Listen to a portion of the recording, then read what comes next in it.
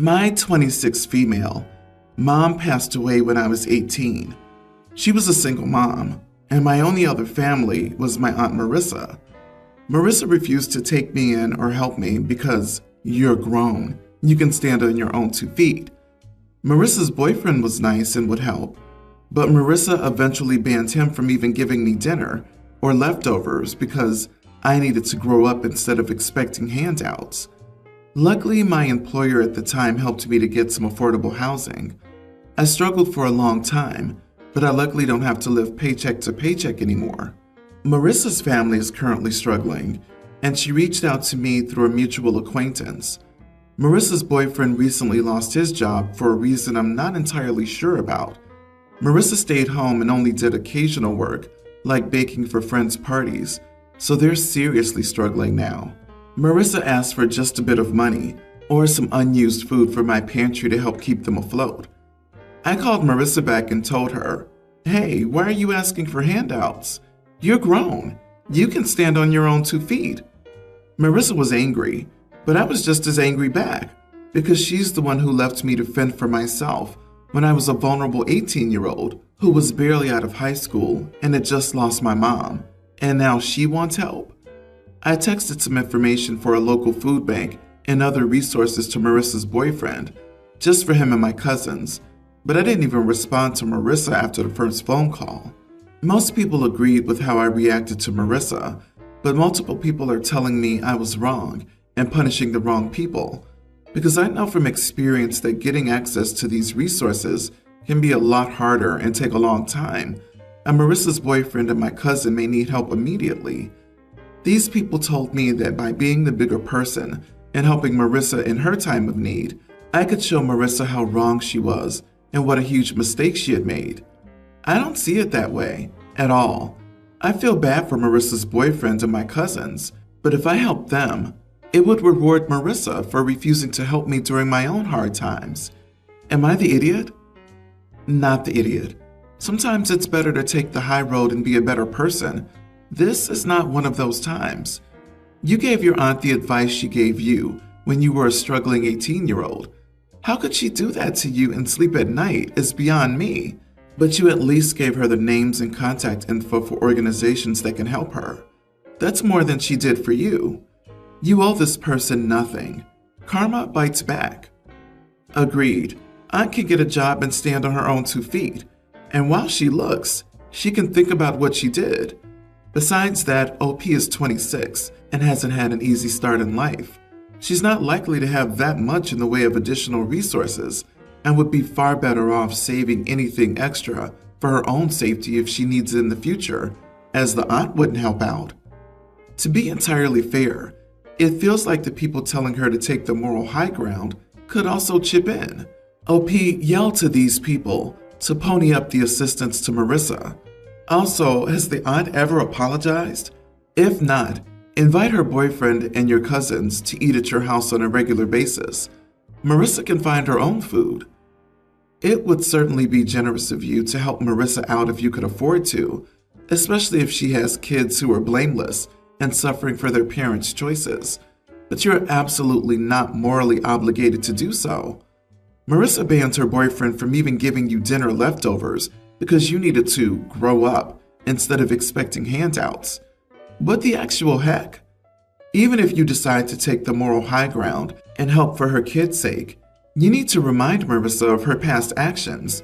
Don't let her forget. Seriously, you reap what you sow. We have been together for 12 years and married for 9. We have 2 kids under 3, and it's exhausting. I am primarily a stay-at-home mom with some side gigs. He works in recruiting for a big organization. We are a 32-year-old female and a 34-year-old male. We share household chores, but I primarily do the laundry. So, on to the problem. The majority of my husband's clothing doesn't go in the dryer, but he has some that do. This has been a sticking point for us for years.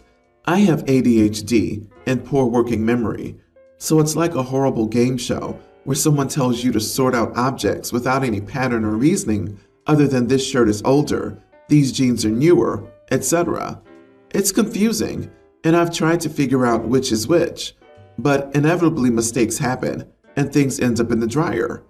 When they do, he gets upset and is sad because the clothing shrinks and doesn't fit properly. For further context, my husband has a hard time finding clothing that fits him. He's tall and fit, but has a small waist, so if it fits in the arms and length, it's usually too wide. If it fits in the waist, it's too tight in the arms. He also hates shopping for clothes, so when he buys clothing, he keeps it for a long time. About a year ago, I accidentally put one of my husband's favorite sweatshirts in the dryer on high heat, and it shrunk. He was so sad, so I apologized, and I came up with the solution of using mesh washing bags for his clothing that didn't go in the dryer, and went out and bought it for him. I told him to put anything he didn't want to be dried into the bags, and he told me that he would do it. Fast forward a couple of months, and he hadn't bothered to do it, and another shirt got put in the dryer. I reminded him of the bags again. He said he'd do it, and he didn't again. This went on for months with many different excuses. About 2 months ago, when we were all sick, I was doing laundry. I was trying to sort the clothes out, and my youngest threw up on me, so I shoved everything that was still clean into the dryer. I put the heat on low, then folded everything like normal, and he never said anything. Never said anything fit tight or felt like it had shrunk. I felt like I had gotten away with murder, and I assumed I could just keep doing it. Fast forward to today, and he decided to fold the laundry. He noticed his nice merino wool base layer in the dryer and said, "You put my merino base layer in the dryer?" And I said, "I put everything in the dryer on low now." And he was immediately upset and said it was ruined. I said, "I've been putting everything in the dryer for a couple of months. I gave you the mesh bags a year ago, and you never used them. So I gave up and started putting everything in the dryer." Then I said if he wants his laundry done a certain way, then he needs to sort it before it goes into the wash, or do it himself. He had only a sarcastic response for me, and he made it clear that he thought I was the idiot. So am I the idiot for putting my husband's clothes in the dryer? Not the idiot. If he doesn't like the way you do laundry, he can do his own. You came up with a straightforward solution of him separating out what can't be dried, and he refused to use it. Honestly, you should just stop doing his laundry if he acts like an ungrateful child. Yeah, why can't your husband do his own laundry, ignoring the part that you offered him another solution that he doesn't want to accept? You need to tell him, "Dear husband, I've decided I no longer can do your laundry. The stress of accidentally shrinking your shirts adds to my already huge mental load." You provided a perfect solution and reminded him of that, and he couldn't be bothered. He didn't even notice until months later that stuff was going through the dryer. He's a grown man who can do his laundry if he doesn't like the housekeeping service. Geez. When I was newly married, my husband didn't like that I rolled socks and didn't fold them.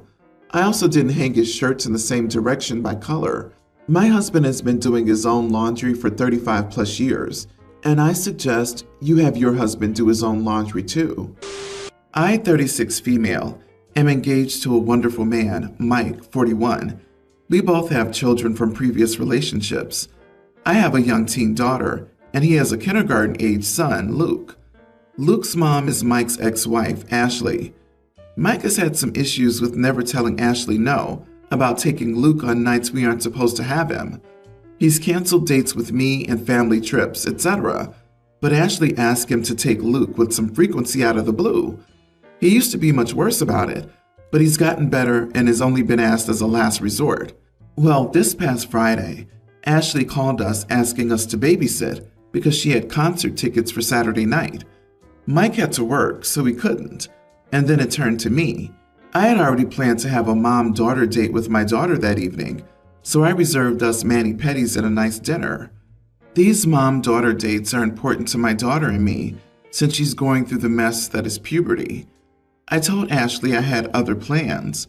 I figured she has enough family, friends, and money. She alone makes the same amount Mike and I make, not counting the child support he pays, to figure out something on her own. I was wrong.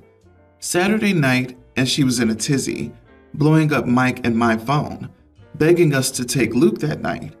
I stood firm and told her no, and that my time with my daughter was more important to me than her going to some concert. I silenced my phone and took my daughter on our date. We had a wonderful time and a fantastic dinner. We came home to find Mike royally angry with me. Ashley, her friends, and her family had spent all evening calling him, yelling at him, telling him how unreasonable and how much of a witch I was for not watching Luke, and that I was going to be a bad stepmom since I didn't care to watch him. Then the custody threats started, how they'll take away Mike's weekends with Luke, etc., and he couldn't reach me since I had silenced my phone. It's calmed down a little since then, but now Ashley is demanding I refund her the $300 she spent on her ticket since she couldn't go since I refused to watch Luke that night. So Mike and I have been saving money to take my daughter and Luke on a trip next year. Mike is just telling me to give her the money from that to avoid the fight, but I don't want to. If we give in to these demands, she'll continue these behaviors and use us. Am I the idiot for not watching Luke on Saturday? And would I be the idiot if I didn't give her the money she lost? Why are you marrying him if this is how he treats you? Not the idiot for not watching Luke, and especially for not paying the ex $300. That's just a mad, crazy level of entitlement. But are you sure you want to marry such a cowardly man who lashes out at you because he's too spineless to stand up to his ex? Didn't you read she's engaged to a wonderful man? Unfortunately, some people see a train coming at full speed and still decide to step on the tracks, I guess. Not having a backbone is bad enough, but to be, quote, royally angry at someone for something they're not responsible for, talk about entitlement. LP, this man needs a lot of work before committing to him. Think about how he treats you now, and then imagine how he'll treat you and your daughter once you're married. It'll be a huge issue for your daughter once you're all living together, and he's acting selfish and entitled with your time. Shouldn't she have care lined up if she spent that much on tickets? Again, multiple options, even like hiring a babysitter. If she tries to take custody away from Mike over this, he will get more custody when the judge gets annoyed about wasting their time on her trifling BS. Absolutely. Take screenshots of the texts that were sent and take this to court. She's trying to manipulate and blackmail you. Tell her to respectfully screw off and that she should have had a plan before buying the tickets. And ask every family member and friend, why didn't they take them? Or why whatever they were doing is more important than your daughter. You should take your fiancé in for a legal consultation, because the way everyone's acting makes me believe that he probably thinks the child could be taken from him. They probably made him believe that if he doesn't watch him when asked, he won't be allowed custody. So the kid is probably better off with y'all than in his mother's environment. I was adopted from Korea when I was a toddler. Both my adoptive parents are white, and they never tried to connect me with my culture while I was growing up. Instead, they raised me to believe I was white like my siblings, and it wasn't until I entered middle school that I realized I was not white. In college, I met my now husband, who's also Korean. He's not adopted like me, but his parents did move to the US from Korea when he was around 10. With that being said, we recently had our first child, and we gave her a Korean name. No, we did not give her an English name as well, since the name isn't that hard to pronounce, and I wanted her to have a name from her culture. We did a little family get-together with my family yesterday so that they could meet her, but my mom kept mentioning how hard her name is to pronounce. I explained to her many times how to say it, and yet she still kept getting it wrong, which felt like it was on purpose. Finally, after the millionth time I corrected my mom about her name, she yelled at me and said I shouldn't have given her a difficult name, and I was setting her up for failure and years of bullying. They left shortly after that, but I've been thinking about it since then. I don't think foreign names should be considered difficult, and they certainly shouldn't if it's your family. I know kids can be mean, and bullying is common when it comes to names, but I would hate to raise my child to think that she needs to change herself to make others feel comfortable. I don't want my child to be bullied or to set her up for failure, but I'm also scared of her growing up the same way I did. Not the idiot. I'm very sorry, but clearly your parents, or at least your mom, are uncomfortable with your Korean identity. That's why they didn't teach you about your culture growing up. But if your kid has a traditional Korean name, then your family's identity, your differentness, can't be so easily glossed over, and that makes mom uncomfortable. Stand your ground. You have the right to give your child a name that's meaningful to you and your partner. If they learn to say Tchaikovsky and Michelangelo or Dostoevsky, then they can learn to say Uzo Amaka. Actress's mother told her this, and I always think of it when I hear something similar. Your parents are racist, unfortunately, with the way they refuse to try, deem anything else difficult, and literally whitewash you. Not the idiot, but look at what you're saying. She's your mom and you love her, so maybe just remind her of this truth, with love, as best you can, calmly and directly every time she does this, and she'll come around. Welcome to dealing with grandparents. They're largely trainable. You are the idiot. I don't think foreign names should be considered difficult. Great. What a lovely sentiment. Pity it isn't reality. Honestly, it really comes down to exactly how unpronounceable it is to most people in the US. Connecting your kid to your roots with a foreign name is a lovely idea. Although FYI, your kid may prefer just to fit in as much as possible. Just because you felt you were missing your roots growing up doesn't mean she'll feel the same. Prepare for parent/child friction there. LOL. I mostly ride a motorcycle, but I have a crappy Sunfire that I keep for grocery shopping or really bad weather. I was out doing my groceries, and someone was parked in my driveway when I came home. It's really not that big of a deal to me, so I parked behind them and brought my stuff into the house. I watched the hockey game, then a friend invited me over. And I completely spaced. I went to my garage that faces my alley, not the driveway in front of my house, and I took off on my motorcycle. The next day, I got home around noon. When I checked my mail, I saw notes in my mailbox and on my car. I had trapped some poor guy in my driveway. I honestly feel bad about it, so I moved my car onto the street.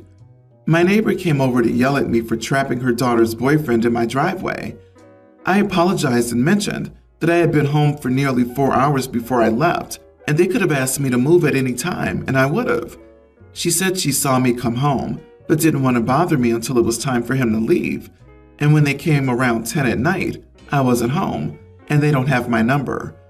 I apologized again, but now I feel stupid because they were parked on my property, and they chose to wait nearly 4 hours. What if I was home but asleep? I think that was kind of an idiot move to trap the car, but it was an accident. They're jerks for not asking to get the car out as soon as I came home. Am I the idiot? Let's go over this. They parked on your driveway without permission. They didn't come home for 4 hours while you were home. We didn't want to bother you is weak. They came over late at night to ask you to move. You could have been in bed. Actually, you were out just doing your thing. Then they yelled at you. Oops, I missed the punchline at the end, where OP apologized. How on earth were you supposed to know whose car was parked in your driveway, at your house? The dude parked in your driveway. He's lucky you didn't have it towed or something. I can't believe you apologized for parking in your own drive. You really need to go to some assertiveness classes. Not the idiot, and you need to stop being a pushover. Why would you ever be an idiot for parking on your own property? If people use your stuff without asking, they can absolutely not complain about you wanting to and actually using your very own stuff. Do you know you could have even had that car removed from your property and they would have needed to pay for it? Seriously, you have to stand up for yourself.